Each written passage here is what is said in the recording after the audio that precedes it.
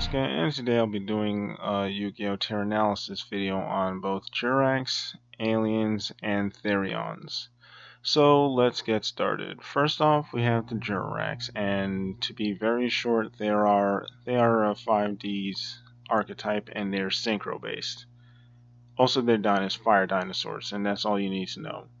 Anyways, let's get started. For the pros, they have decent monsters, and they have generic dinosaur support, and that's just about it going for them. Now for the cons.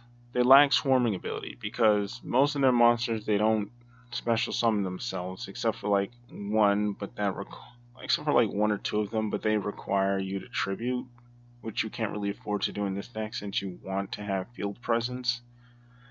This deck lacks consistency because, like, outside of Oviraptor and Fossil Dig, there's not really much consistency There's not really much consistency in this deck to begin with.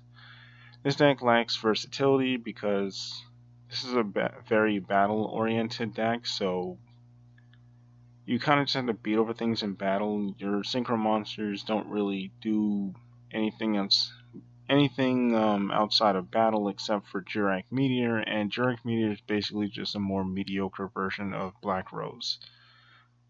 And you can actually just play Black Rose in this deck, thus making this boss monster pretty, even more mediocre. This deck is incredibly normal summon reliant since, like I mentioned, this deck doesn't really swarm or even, they don't special summon themselves. A lot of them don't, so you're just relying on your normal summon, and if that gets stopped, you're kind of boned. This deck is incredibly battle reliant. I mean, it's basically like Dino Wrestlers, but worse. And that's what I was talking about when I was initially doing my tier analysis on Dino Wrestlers. Dino Wrestlers, they're just a slightly better. I shouldn't say that. They're better than Jurracs, but not by too much. They basically feel like a step above Jurracs. Jurracs, they have no way to actually get around things outside of battle. They don't have spell and trap removal. They don't have monster removal of any kind. So that's a problem. This deck needs more extra deck monsters. Basically, this deck is supposed to be a synchro toolbox, but they're synchros. They don't really do that. To my knowledge, they have 3 synchros, 2 of which are basically beaters. I think one pops monsters, but it's incredibly, it's a level 5, meaning it's incredibly out there to even try to summon. And the other one is a big beater, which I actually do like, but it's not all that great in today's game. Even a few years ago, it still would have been mediocre. And this deck can't really play through a negate. I was thinking about not including that because, in order for you to play through a negate, you would need plays. I don't think your opponent's, how often is your opponent going to negate a normal summon? So that's why I was kind of debating whether or not I should even put that there. Anyways, for power, I'd give it a 1.5 out of 5. Yeah, their level 7 synchro can get really beefy and beat over quite a bit of monsters, but not only is it really hard to summon, but that's pretty much the only big beat stick you have in this deck. Wow, my mouth is dry. Anyways, and for defense, 2 out of 5. I don't know why. Alright, I gave it a 2 out of 5 because of Misk, as well as the Lost World Field Spell. And that's just about it for its defense. For recovery, I give it a 1 out of 5 because this deck has no recovery outside of Misk, and even then, Misk is just one card. And it doesn't really net you all that much advantage for it to even be considered recovery. For versatility, a 1 out of 5 because you can't really pop spells and traps, you can't really remove monsters outside of battle. You could argue that it should have been a 0.5 out of 5, but I didn't want to be that ruthless. And for consistency, I'd give it a 2 out of 5 because you have Oviraptor and you have Fossil Dig, both at 3. And that one Misk. So that's like decent enough consistency. Unfortunately, Jurracs don't really have much of a presence within their own archetype, which is surprising given the amount of cards they have. So that's why I'm saying that this deck is a tier 4 deck. Next, we have Aliens. And Aliens, I'm not entirely sure which era Aliens came out of, but I'm pretty sure they were there since very early Yu-Gi-Oh! Not dual monsters early, but probably towards the end of GX. And they basically focus around placing A counters on your opponent's monsters. So anyways, let's get started. For the pros, they have good boss monsters. The boss monsters are pretty sick, and I like them. They have decent monsters, main deck monsters. Like, main deck monsters, they aren't exactly something to write home about, but they're still pretty decent. They have reptile support, which is pretty nice. They have good spells and traps. Spells and traps, amazing. The only problem with most of them is that they aren't really that easy to get to your hand. But it's not too big of an issue. They have easy ways of placing A counters, arguably an easier time than Predator plants, but we're not talking about Predator plants. And this deck is fairly versatile because, like I mentioned, you have great, good boss monsters, and some of them have really versatile effects. One allows you to bounce, one allows you to pop, one basically acts almost like a skill drain for your opponent's monsters that have A counters. You even have a trap card that steals monsters your opponent controls with A counters. You also have, basically, this deck is pretty versatile. Is it consistently versatile? Not exactly, but it is still pretty versatile, and it's nice to have that level of versatility. And for the cons, this deck usually can't play through more than one disruption.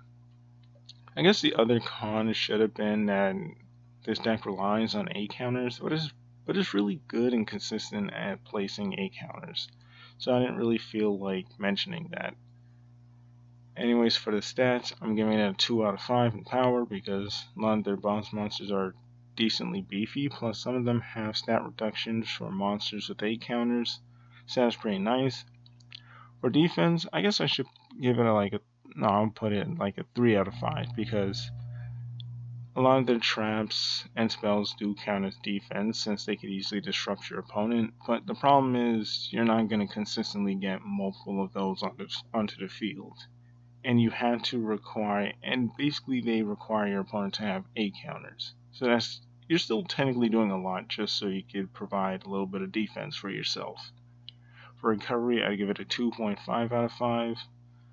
For versatility, I'd give it a 3 out of 5 for the reasons I mentioned. Matter of fact, I should say 3.5 out of 5.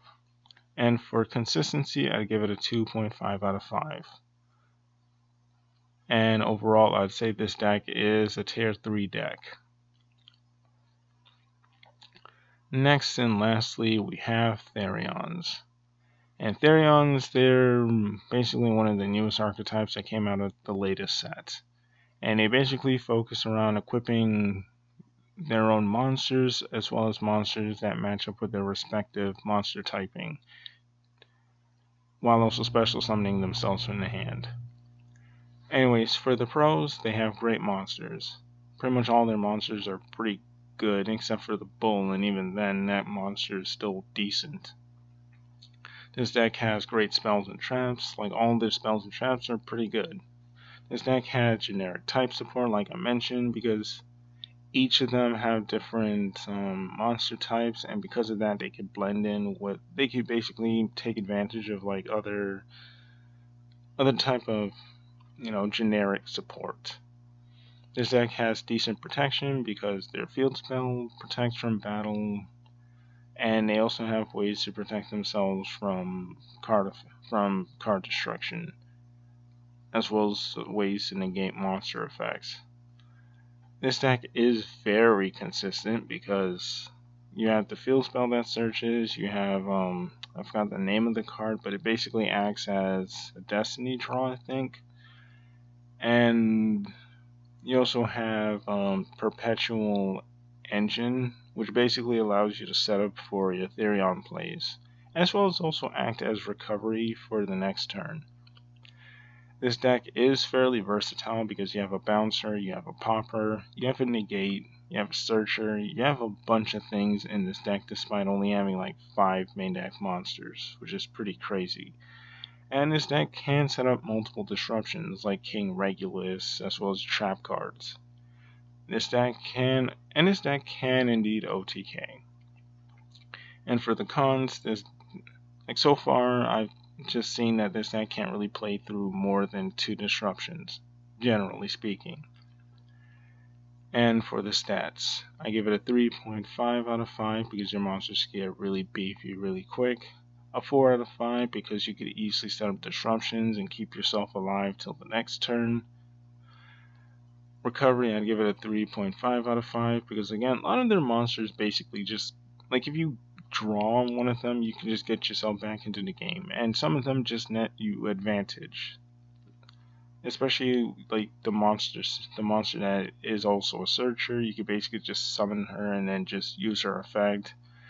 Send the monster you equip to her to the grave to just search your field spell or any other card you need. So pretty much you can just get back into the game, but that's also assuming your opponent doesn't negate you. For versatility, you have many ways of getting around your opponent's board in this deck, so that's pretty nice. And for consistency, I give it a 4 out of 5 because this deck has a lot of play starters. Anyways, so overall, I'd rate this deck tier 1.5 because this deck is really good, but I also can't see it competing with the meta. You know, that's a stupid thing to say. Yes, it can compete with the meta, but I just don't see it, rising above the meta. It's just not going to be the best deck, in my opinion. Anyways, that's all I have to say about Jurracs, Aliens, and Therions. And it's been me, your boy Blue Getsuga, and I'm out.